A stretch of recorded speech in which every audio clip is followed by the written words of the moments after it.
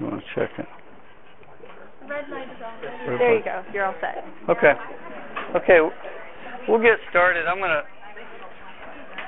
A couple of the books that that's all right. A couple of the books that I guess you'd say reference from. Let me back up one step. Mary and her abilities are trying to facilitate this meeting. It didn't start last week. It started way back as far as her initial contact with me at the end of November. And 1st of December, she's pushing the speakers to get a title. So it's a little challenging sometimes to throw out a title now that you're going to speak about 3 or 4 months from now. And so I threw out to her the topic Godcidence on an email, and she typed back with question marks. So we'll get into that in a few minutes. But in the interim of moving from that December time period to now, I started looking for some materials. And though a lot of times we write these topics if we're doing something on sharing our faith, as you did this morning, or one of the other ones I heard from Doug, and he structured the house and how we build things. I have a tendency, if any of you have listened to me speak at these before, to pick some really off-the-wall topics. Like one year it was, are you an eagle or a duck? And everybody said, what's that about? And I said, well, you're going to have to come. That's the only way you'll find out. So the materials that came about through this, one of them is called God is in the Small Stuff. It's a devotional journal. And the authors, it says Bruce and Stan. I always thought that was kind of good. They use their first name instead of their last name. So that's kind of a neat little book. I'll leave it up here if somebody wants to look at. As you can see, I didn't get through it, but I read at it a little bit along the way. The other one, though, is When God Winks at You. And this will be part of the conversation today because I'll just read the back of it to you and give you a little snapshot where we're going. Those extraordinary little events in your life happen for a reason, a coincidence. Sometimes a silly little thing changes the course of your day or even your life. About a month ago, I was looking for a birthday gift for someone turning 50 who happened to be Dr. Prater's wife. And I thought, well, I'm going to slip into Family Dollar and grab a little bit of something so that when I go to this surprise birthday party, I would have something. And I'm wandering around the store, and I end up in a book rack section of Family Dollar. I didn't know they had a book rack section in Family Dollar. And this little book stood right out to me, and I thought, that's what we're talking about today. That's how God moves in our lives, but sometimes we don't see it. Sometimes we just blow past it. Sometimes we don't even give Him credit for it. So we're going to start through this. We'll see how it goes. At any point, stop me. Because what you have before you is only a little bit of a guiding path that God laid on my heart to put together. But if we only get to slide 3, that's okay. That's what the Lord meant for this time to be. You can read all the rest of it some other time. We can talk about it later. But please don't hesitate to stop and interject something that maybe's happened to your life. Okay. Through my preparation, I transitioned December 30th to Morehead, Kentucky. What that meant was a practitioner of 28 and a half years left clinical practice to go to academia. Now, as you can imagine, that wasn't an accident, nor was that without a lot of choices and decision and prayerful consideration. One, in my family, at that time, we live in Central Illinois. My wife is still there. That's a prayer request I put before you right now, is just that we can get together. But she's there. I'm trying to get her place sold. And my youngest daughter and I move to Morehead, Kentucky, so that I can start teaching class second semester. And through that time, one of the things that, you know, they say at meetings like this and any type of spiritual enrichment weekend you go to is you ought to keep a prayer journal. Write down what happens in your life. Take time to record what you do every day or what you read or the thoughts you have, because you'll go back and want to read those. All right, let me read to you the date on the first entry in this prayer journal.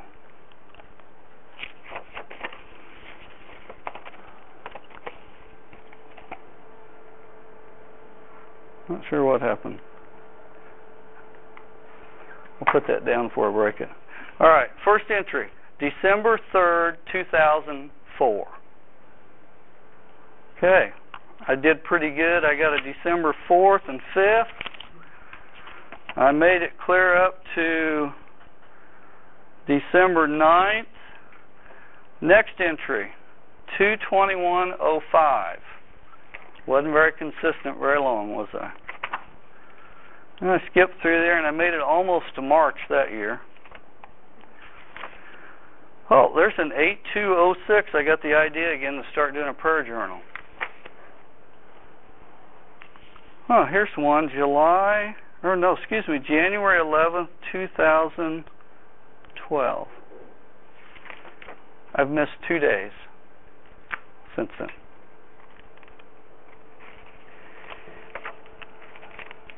Keep that in the back of your mind. It's one of the most powerful things, and I've heard it for years. I was saved when I was 33 years old. I've been to all kinds of conferences since, because in my mind, being a veterinarian means you're a high achiever. None of you in this room, whether you're veterinary technicians, veterinary students, pre-veterinary students, got to where you are unless you're high achievers. Wasn't by accident. It's what we do.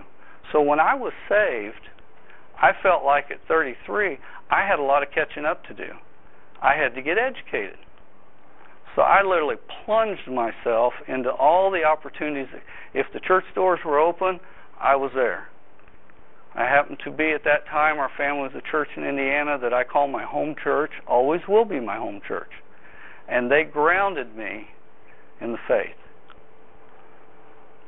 I was in a men's ministry. I was at Sunday night, Sunday morning, Wednesday night. I was teaching children's ministry. I was helping lead teens. If there was a hole to plug, I was there.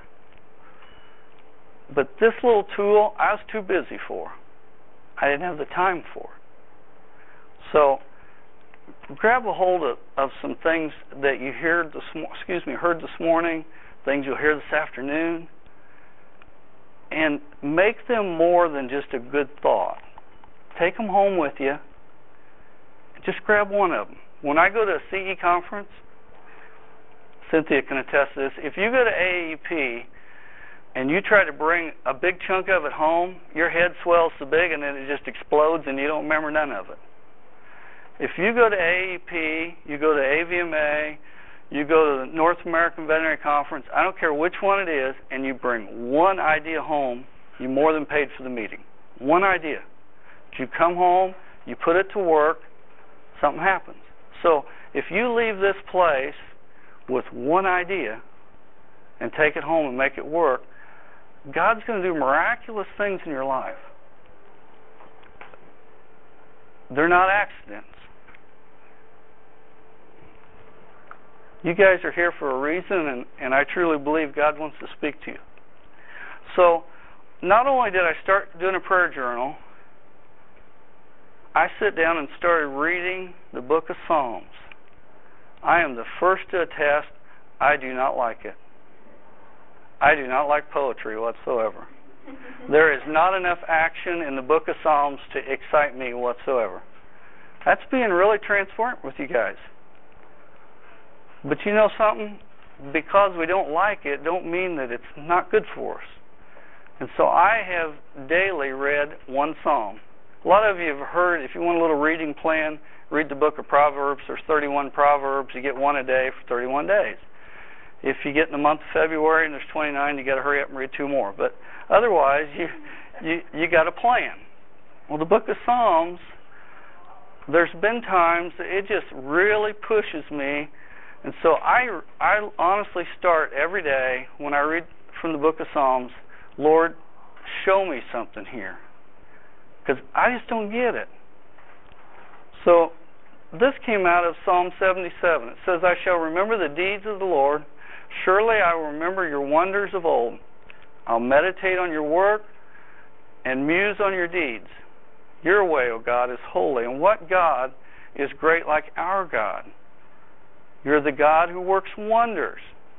You have made known your strength among the peoples. I know, it still don't make sense, does it? Here's where Godcidence came from in my life. A man by the name of Bill Overpeck was one of those godly foundation people in that little church in Rockville, Indiana, that helped build my foundation in my relationship to the Lord. Not in Christianity, not in a denomination, in my relationship with the Lord. Bill owned a little hardware store in Rockville, Indiana, and you'd go in there. Bill always, how's your day going? Oh, I got pretty lucky today. And immediately Bill would say, no, you didn't get lucky. I said, what do you mean, Bill? He said, there's no such thing as luck, no such thing as fate, no such thing as coincidence. He said, it's a Godcidence. I'd look at him real funny, and I hadn't known the Lord very long. And I'd been going in there before I knew the Lord, so I really thought he was crazy then. So I expanded on this a little bit. I come to know the Lord in December of 1992. And it's a time when we acknowledge God's movement. It's a time when we acknowledge that God's actually leading us or giving us direction. So I decided to plunge into this Christian world thing. I'd been a Christian about 5-6 years, and I felt truly called to go on the mission field. But I did not feel called to leave the United States of America. I want to clarify that. There was no international pull to my interest whatsoever. And so CVM has this funny way of doing things at times, and I get a little half sheet of goldenrod paper in a CVM letter. Now, I hadn't been getting flyers from them real long, and it's about March or April time of year of 1998. And I open it, because I remember it was warm, and it was on a Saturday, and I opened it and went out and showed my wife. I said, look, it's got something in here about a mission trip to the Navajo reservation. Well, that's kind of interesting. I might check into that. And she said, well, that's all right if you feel like that's something you want to do. So that afternoon, I called the phone number. Now, this is Saturday afternoon. There's somebody on the other end of the phone. This is before CVM had moved up to Seattle, so they're still, I believe, a Colorado base at that time. And somebody answers the phone, and we talk about it a little bit, and say, well, I'll tell you what, I'll mail you a little bit of a detail packet about that, and if it's something you want to do, let me know. Now, I don't know about your mail service, but in our normal way of thinking, that means that he'll mail it Monday, and being Colorado, will probably get it about Thursday if Pony Express is running well that day. I talked to him after lunch on Saturday, and when I went to the mailbox on Monday, the packet's there. That's a Godcidence. That just doesn't happen by accident. By the time we had made decisions that we're going to go through with this, it's May. And I went in June. I would not suggest that to any group. That is not the way to plan a mission trip whatsoever. I went as an individual. I met up with a program that was at kind of its latter stages of holding together, and spent 10 days at the Navajo reservation. The first 6 days I wondered why I was there, because the facilitating deal was I was going to go there, sleep in a bedroll in one of the courthouse-like structures, but it's actually where you stay out on the reservation, get up each day, help with a little spay-neuter vaccination clinic that was not free, though the University of Tennessee's vet school come in and did a free one, so you already see the division there, free and not free, low cost, free. We'll just wait till they come. So we would go each day and set up in these different facilities and nobody'd show up. But you know, I went there with a bedroll and no plan and no place to stay, no place set up. I slept in a bed every night. I never got my bedroll out of my bag. I had cooked meals every meal. God provided. I'm out at about day 7 or 8 of that first mission trip I've ever been on. And I called my wife and said, you know, I think I can get my plane tickets rearranged so I can come home early. I don't know why I'm here. I said, I came here to be a veterinarian. I'm not getting to be a veterinarian. I'm not accomplishing anything.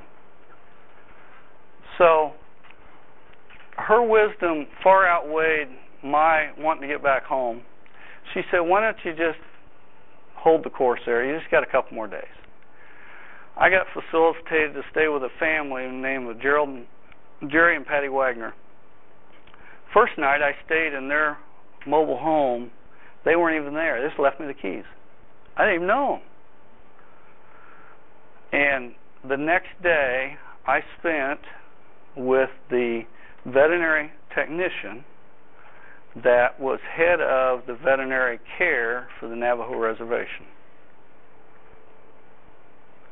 For 6 hours, we sit at a facility that had nobody show up. I learned about tribal spiritual religion. I learned about the Catholic boarding schools.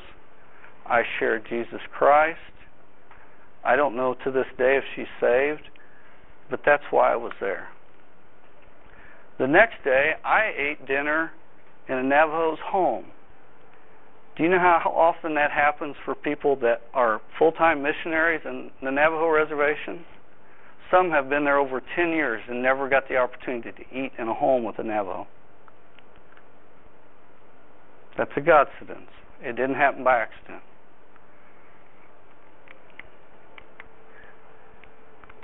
Well, this little book from Bruce and Stan says, they had a little quote from Oswald Chambers, and it said, God speaks in the language you know best, not through your ears, but through your circumstances.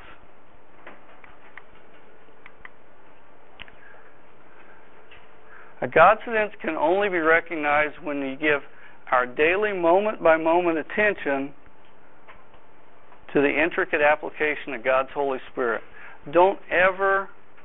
Please don't ever cut the Holy Spirit short. And I think we all do that in our early walks with the Lord, and I think we all do that when we get into our hurried walks with the Lord. We want to get our agenda out there, get our plan out there. And it's honestly a lot easier. It's just not real as effective.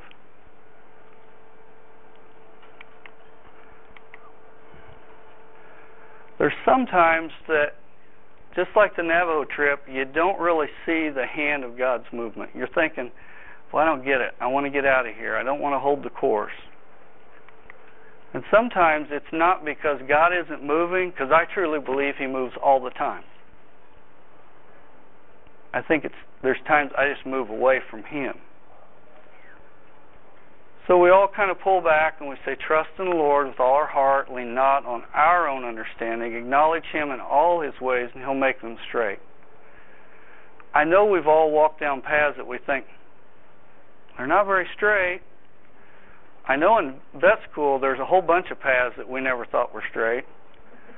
Matter of fact, we wondered why we ever got stuck on this little crooked road that goes to a dead-end street. But sometimes we just need to give our full attention. Sometimes we need to give every part of our being to the Lord. And when we do that, it's a really scary place. And it's scary because we open ourselves up to God's leading in our life. So I'm going to read you a little journal entry, because I got a few of them now. I got a collection, actually. Let me read to you Psalm 56. Somebody got a Bible handy? If they would, read Psalm 56 for me. This is where this journal entry comes from.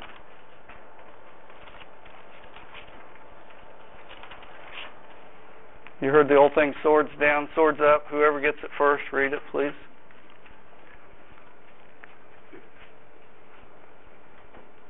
You won. Be merciful to me, O God, and then hotly pursue me. Can I stop you a second? Would you stand up, turn around, and that way they can hear you? Thank you. Be merciful to me, O God, and then hotly pursue me. All day long they press their attack. My slanderers pursue me all day long. Many are attacking me in my pride. When I am afraid, I will trust in thee. In God, whose word I praise, in God I trust. I will not be afraid. What can mortal man do to me? All day long they twist my words. They are always plotting to harm me. They conspire, they lurk. They watch my steps, eager to take my life. On no account let them escape. In your anger, O God, bring me down and make sure. Before my lament, lift my trembling soul. Are they not in your record? Then my enemies will turn back when I call for help. By this I will know that God is for me. In God, whose word I praise. In the Lord, whose word I praise. In God I trust, I will not be afraid. What can man do to me? I render vows to you, O God. I will present my thank offerings to you. For you have delivered me from death, and my feet from stumbling, that I may walk before God in the light of life. Thank you very much. Here's my journal entry. Now, most of them aren't near this long. I'll be the first to admit that, but this particular day it was. So I looked back at verse 3. It said, when I am afraid, I will put my trust in you, in my translation. Verse 9, the second part said, this I know, that God is for me. Verse 11, in God I have put my trust, I shall not be afraid. And finally, verse 13, at the end it says, so that I may walk before God in the light of the living. Here's my notes. God again answers my prayers of confusion with assurance. Confusion about house and job and answers to my future. But I can have confidence that God will lead as long as I'm willing to follow. That's my decision. My Lord just patiently waits for my trust in Him. My trust in the Lord is a purposeful decision, replacing an emotional reaction to circumstances. As it says in verse 11, in God I have put my trust, I shall not be afraid. What can man do to me? No human has the power to overcome God's providential control. Confidence in the Lord means staying the course, even when it doesn't make sense. Even when it doesn't make sense. Financially, logically, logistically, staying the course expresses to God a complete trust. A true walk of faith is a willingness to follow the lamp to my feet. Though God may provide light to our lives, like a lamp giving us the next step, and only providing what we can handle, sometimes seeing the big picture with a large light of hope can scare us away from service because we're not ready, not prepared to take in what God's sovereign eyes can see. Lord, I praise you for only providing what's best for me. Even when I ask for more, you only give me enough. The true sign of a gracious and loving Father. That's the value of a prayer journal. Recognizing the Godcidence in your life, you record them. If I died tomorrow, if I'd have died yesterday, my family's got something to hold on to. They get to understand my communication with my God, that's also their God and your God. But I wouldn't have had that to look back to. Could I write that again today? No. See, God spoke to my heart in a special way at a special time. That's what a Godcidence is. When I wrote this, I'll be the first to admit, I didn't do anything but, over the last 3 months, write little notes on a whole bunch of sticky pages, and when I actually tried to put this all together, I had a mess everywhere. Laid it all out, scratch sheets on church bulletins, and I had really taken a lot of effort to collect this together to try to make sense out of it, because it was as important for me to get it before I could even try to share it with you guys. So a Godcidence is God meeting us right where we are with just what we need at the right time to sustain and build our faith. In 2007, I got the idea that maybe I was ready for that international thing. Because for the last several years, two men, how many of you know Johnny Hafner in this room? Anybody know Johnny Hafner? Tom Jurgens. How many of you know Tom Jurgens? Those two men came to AAEP every year, and CVM has a morning prayer breakfast and an evening mission sharing. And year after year, those two men came and shared about their fast horse seminar in Mongolia. And the first year I heard it, I can vividly remember, and any of you that know me well know that I don't vividly remember much of anything, but I can vividly remember thinking, that's great that they'll go there, because somebody's got to go. But it isn't going to be me.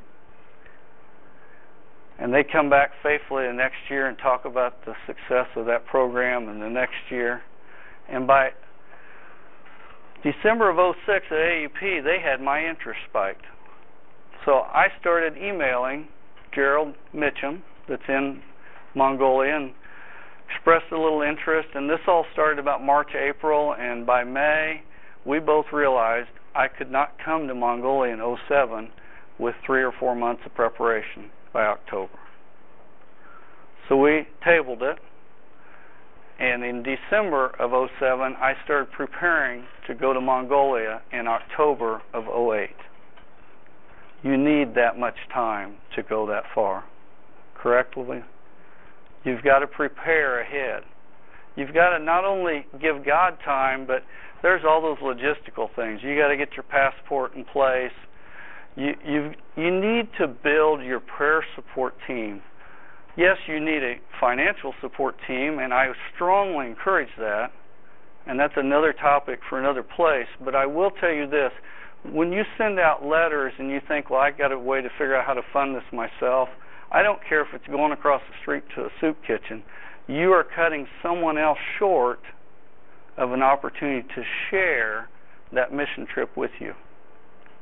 There's a lot of people that can't go do what we all have the ability to do, but there's a lot of people that like to come beside you and do it with you. So keep that in mind as you build your prayer and financial support team to go somewhere. Well, at any rate, things all fell together. My donors, just to give you an idea how much I believe in prayer and financial support teams being important to go on mission trips, I went to Mongolia, I served, I came back, and to this day I still have $1,000 to go back. And it's not cheap to go to Mongolia. And that's not by any of my doing. It's just by a lot of gracious people that are willing to get behind you and support you doing something. Well, I went there, and they are the most gracious, giving people on this earth. Now, they are as lost as that doorknob over there. They have no perspective, understanding, or knowledge of Jesus Christ. But they are so willing to listen and absorb and accept anything you have to offer, because you really think you're going on a mission field trip giving and you're going to be the great giver? No. You go and they outgive you. You go and God gives you so much more than you ever planned.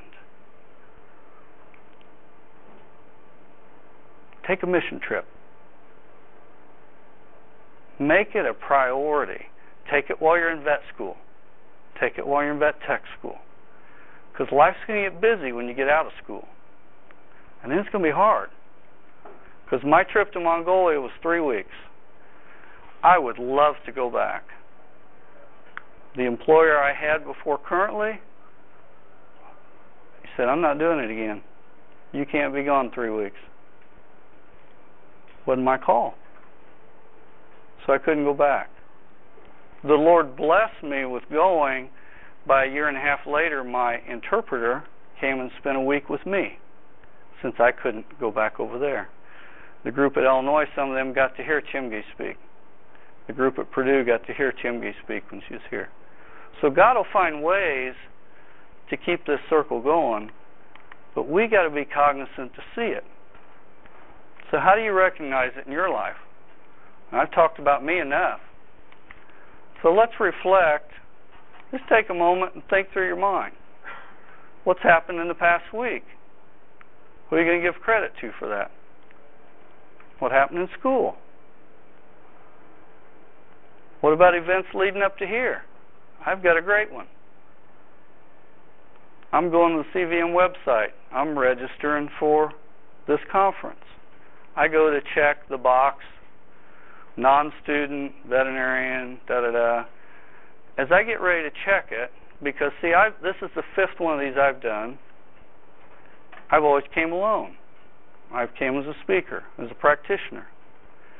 I look down and it says veterinary technology student. Now, I don't know about you guys, but that hit me right between the eyes. And I closed the window. I didn't register. Because the next morning, I made an announcement to this class, 2nd year. I'm going to go to this meeting, and I'd like for you guys to go. I went to the 1st year. I'm going to go to this meeting. I'd like for you guys to go. What I'd really like is to get a CVF group at Morehead State University. Because a lot of you as veterinary students don't realize, but CVF's real common in all the vet schools. It's not in the vet tech schools. It's not in the pre-vet programs. It's not in the veterinary science programs. Why is that? We all get the same common interest. We all get similar goals.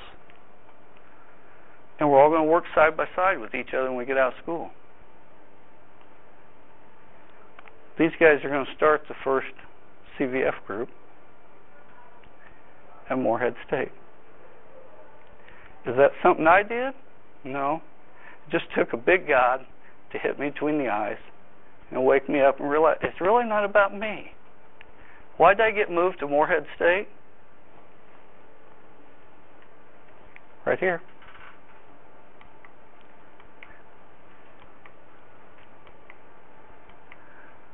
Sometimes we think, well, that's great. It happens in your life. It happens in their life. It happens to somebody down the road.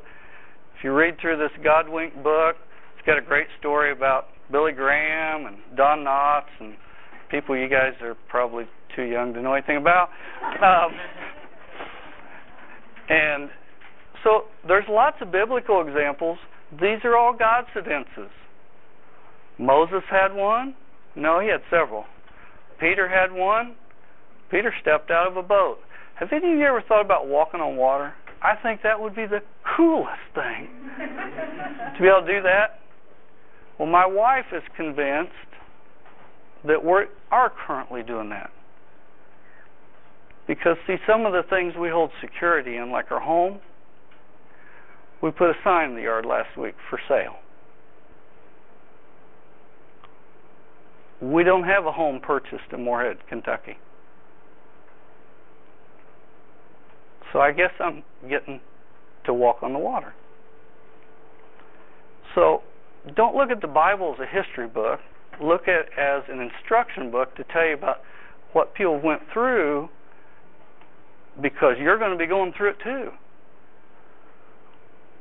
None of us get taken through things by accident. Cynthia and I was having a discussion at lunch that we haven't got the opportunity to finish yet. I'm not getting taken through something with my daughter just for me, because now she wants to hear about it for her situation, for her daughter. You're not getting taken through a health situation with you or your family member because it's preparing you to tell the next person how to go through that. Those are Godcidences. Those are times when God moves in your life and we either give Him credit or we take credit for it. But they start with our salvation. You guys, I hope everybody in here was as touched as I was with Chip's testimony this morning. You know what touched me so much? There has been years that I've not heard a testimony given about salvation. I truly believe that we should never speak without offering the gospel. Don't care what the group is. Don't care when the time is. I've made it an effort on my part to do that, but it was so exciting to me that it's already been done at the beginning of the day. Because believe it or not, there's not been one of these that I've spoke at that there wasn't at least one unsaved person there. And probably, truth be known, a lot more. So we don't want to ever forget that time in our life. Well, this will be the final example I'll use, and then we'll get to some of yours. Sometimes God reveals and empowers us not by any strength of our own, but by His direction, His leading, but most of our yielding to letting Him do that. My wife sends a Christmas card. My wife, Cindy, sends a Christmas card to a family friend in Rockville, Indiana, where we lived for many years before we moved to Illinois, letting her know that we were going to be moving to Kentucky. Now, this family friend, she was my son and middle daughter's first grade teacher. This family friend's husband, Bruce, was a contractor, had done an addition on our home. This family friend's middle child had watched our children as a babysitter. She immediately writes Cindy back and says, "Where?" And so they end up on the phone, and she says, "Moorhead, Kentucky." She said, "Well, Franny's moving to Moorhead, Kentucky. That's their oldest daughter." What? Franny's married, has a husband that's a pastor. She's a registered midwife. She's taken a job as the new midwife in Moorhead, Kentucky, with their 4 children. That's a Godcidence. That did not happen by accident. That's a time when you can look back and be able to thank the Lord for putting somebody that you know right there in the same community when you don't know nobody.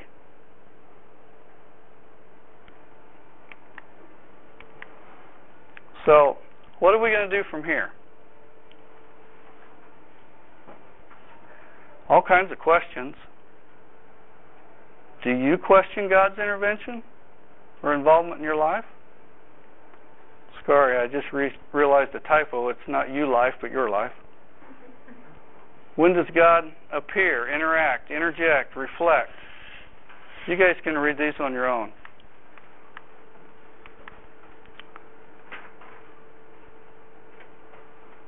Take the time to name those places. Take the time, when you get some quiet time or make quiet time, sit down and record them. And then, do you ever question why? I do all the time. Why would He waste His time with me?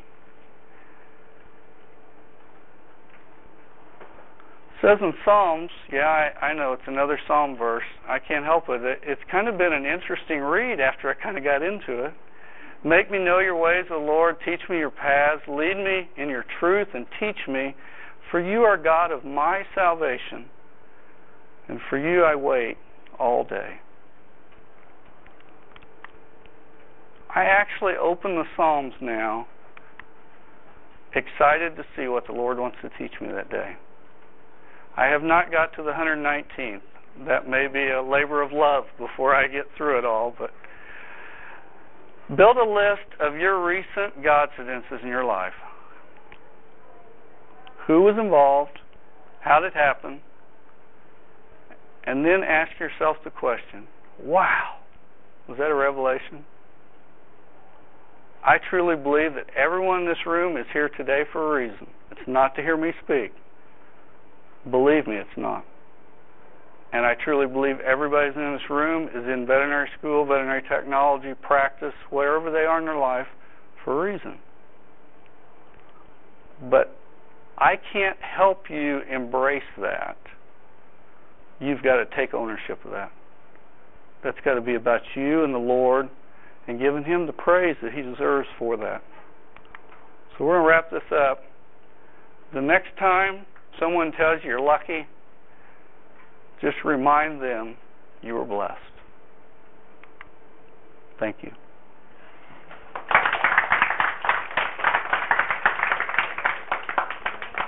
Questions? Anybody got one they want to share? We got a few minutes. Please.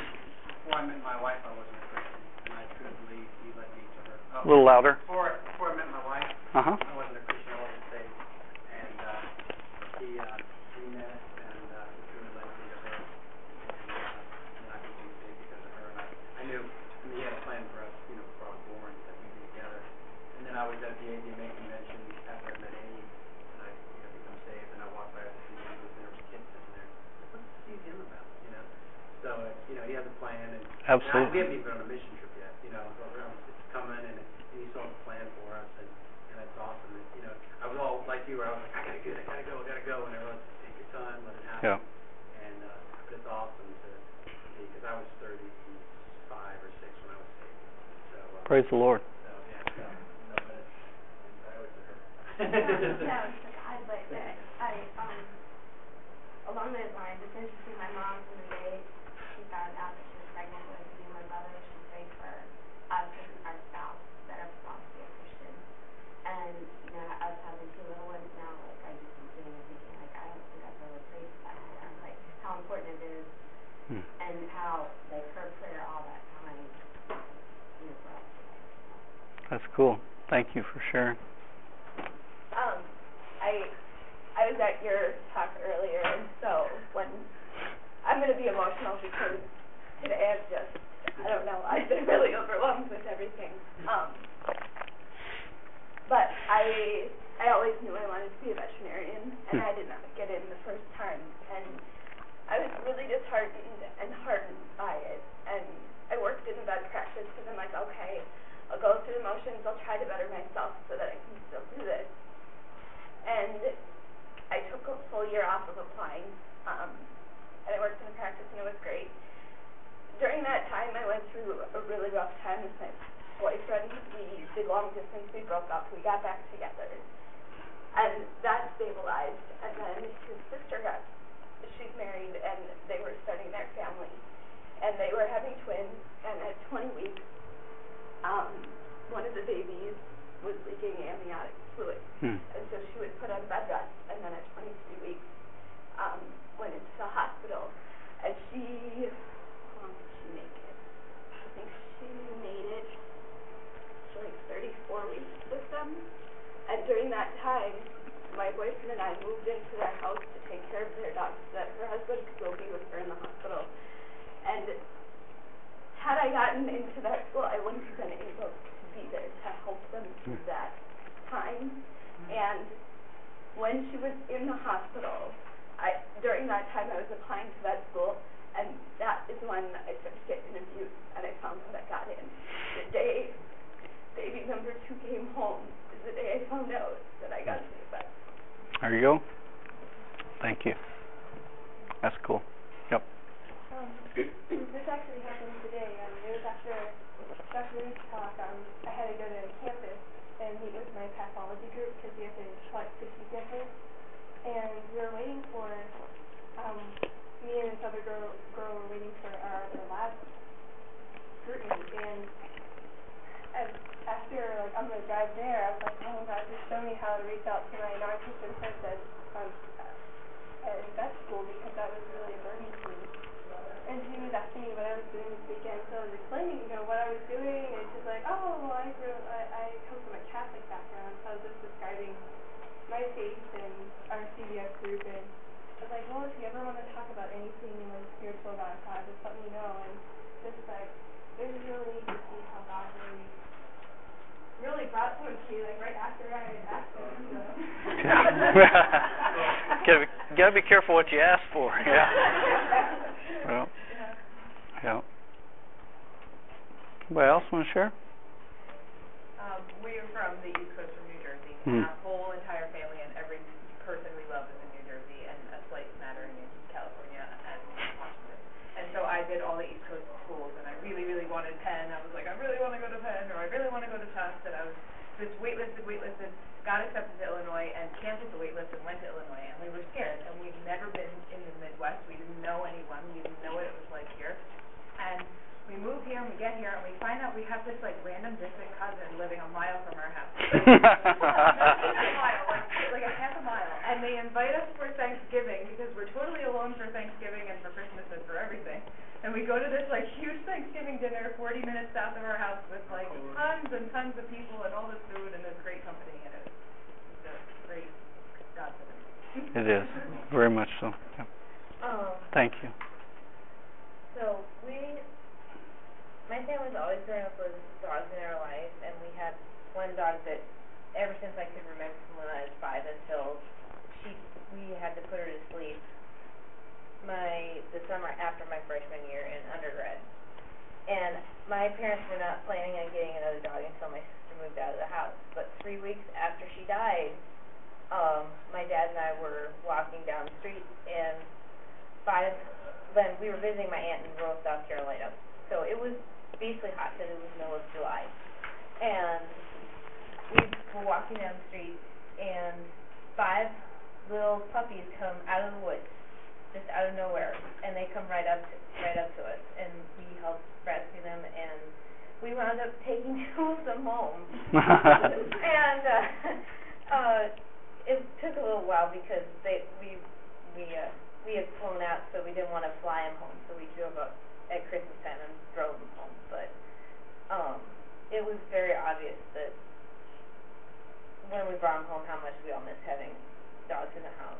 So, and I just think it was amazing Godcidence because A, it was Sunday, and B, it was beastly hot, so I was considering not going out walking, and C, my dad went with me, which he didn't usually do. Usually I did that walk by myself, and if I had not had him there, we wouldn't have been able to grab all 5 of them. So I think very cool. God was really sent me out that day to find them, and they pretty much roll the house right now. For you that are Google friendly, after this was all done, I Googled Godcidence. You'd be amazed. Absolutely be amazed. Story after story that have been blogged with this same term, which I was unaware of. There's a Facebook page, as you can imagine, called Godcidence. And so I'm by no means coining the term, nor do I want to take credit for that, but there's a lot of things happening out there that we just need to make sure we give the right credit to. So I'm going to give you guys time so you got a break and any questions afterwards, but thank you. You've been all attentive after lunch, and everybody stayed awake.